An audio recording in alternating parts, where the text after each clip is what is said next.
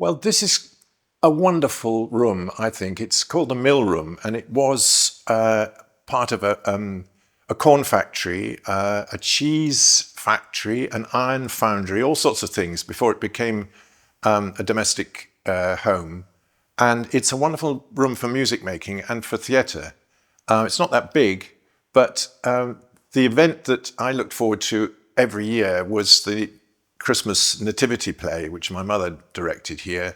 And the angels appeared up there in heaven, and the musicians were over there in Olympus, and an audience of about 100 people. And it was a big event because the whole village was involved as angels, as shepherds, and God. And I graduated from being a page boy to a shepherd, and then eventually to directing the music. And it was magical because there was so much contrast of Christmas carols and then much more serious polyphonic music, and then dance as well. The shepherds danced, and there was beautiful poetry reading as well. And it had a sense of ritual, but also connection with the whole cycle of nature here, because this is the center of was a center of an eco farm, really, based on organic principles. My dad was an organic farmer. He was a founder member of the Soil Association.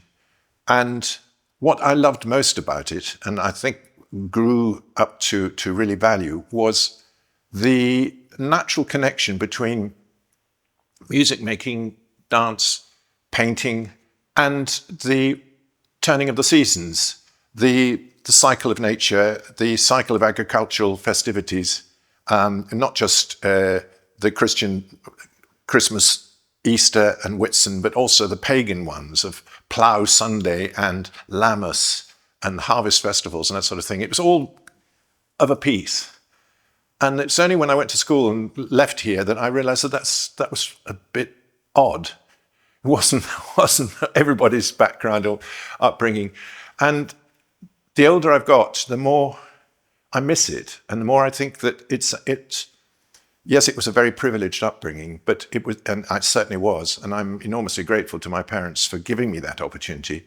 But it's something I want to share more and more. I mean, this place now has been for the last 50 years a trust. It's a charitable trust, Springhead Trust. It's nothing to do with the family, but their aims and ambitions and their outreach is very much along the same principles that I grew up with. And just to see kids coming from Bournemouth and Poole and other places, and seeing the light in their eyes when they walk around the garden and they come into this room, it's so rewarding. I mean, it's something that they can't find pretty well anywhere else. And then to expose them and to encourage them to participate in music drama of one sort or another is even more, is another step up. And I never forget, my mum, she used to dramatize certain fairy tales and Icelandic sagas and Hans Christian Andersen, that sort of thing. And we as kids from the village, we used to take part in that. And we never knew what the outcome was. We would be rehearsing a little kind of scene from that, and we would move around the garden, and there would be a narrator who was kind of linking it all up. But it was fantastic to be part of a process that you didn't know where it was going to lead to.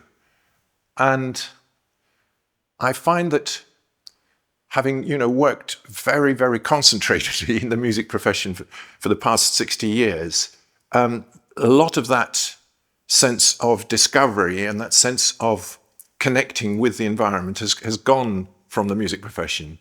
And it's a hell of a shame. And I would love to come back to my roots here and to draw here a lot of the musicians who I think would gain from it.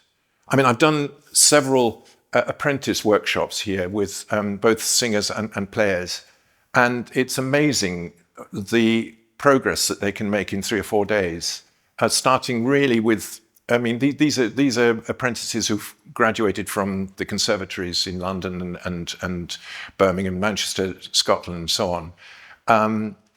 And they're on the threshold of entering the music profession. And they're very competent and very skillful, but they don't perhaps have the context of where music came from and where it can go to until they start singing together and they experience an environment like this. So we work pretty hard over 3-4 days and then give a little kind of end of workshop recital. And audiences come locally and just love it. And just to see, I mean, it's so different from the routine of professional life in London, session singers or freelance orchestral players, when you have to negotiate pretty grim public transport. Then you arrive and you do a 3-hour rehearsal, and then you have a little break in the middle and you get on your smartphone and see what else is coming in. And then you do the whole thing again in the afternoon, 3 hours, very intensive, hard work, and you go home.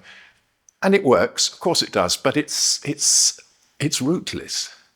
And I would love to, what it came to me during this last year when I've been out of the music profession for a whole year and I had time to kind of digest and to look back, it came to me how important it is to reconnect to this place. The Springhead Trust seemed to be very welcome to that idea, and to allow and to encourage musicians to come here either for chamber music or for workshops or just simply to get off the rat race, really. Like a retreat. And for instance, we always start our day here in the workshops with an hour or 3/4 of an hour of yoga. And some people have never done yoga before, but they're a bit kind of iffy about it to start with. And it gets people breathing. That's an amazing thing. I mean, I find that when you're rehearsing very intensely over a period of time, people start to forget to breathe and they clam up, and the breathing becomes more and more shallow. And if you just stop for a moment and start to remember how yoga breathing can work, it does all most amazing things. It increases the volume, it increases the quality of the sound, and it increases the cohesion amongst the singers. So that's another little thing that contributes to the rooting of it, the rooting of the music making here. This place is my whole world. It was as a child, and before I was sent away to boarding school, it was paradise, because I went to the village school, but my mum also taught me, and it was just wonderful to be a part of a farm and to go out on the farm to learn to drive a tractor, to feed the animals, to participate in harvest and all the growing of crops and land husbandry, and to pick up the atmosphere of this place. I mean, the fact that there is a lake and that there are springs that flow into this lake, and this becomes a tributary to the Stour, the River Stour, chalk stream, gave one a fantastic insight into how nature, when it's guided a little bit but not bullied or interfered with, can be so enriching to one's whole perception of what it is to grow up in a place like this. When my parents came here in 1933, they decided it was going to be the hub of a new farming enterprise.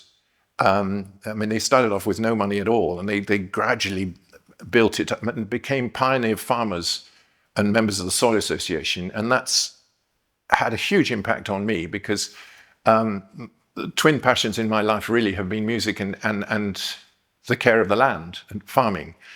And it's now more important than ever, it seemed to me, to, as a farmer, to be conscious of the need for regenerative and sustainable agriculture, care of the water table, making sure that carbon is sequestered in the soil and not just let loose into the atmosphere, and that we are custodians and stewards of the land and not exploiters.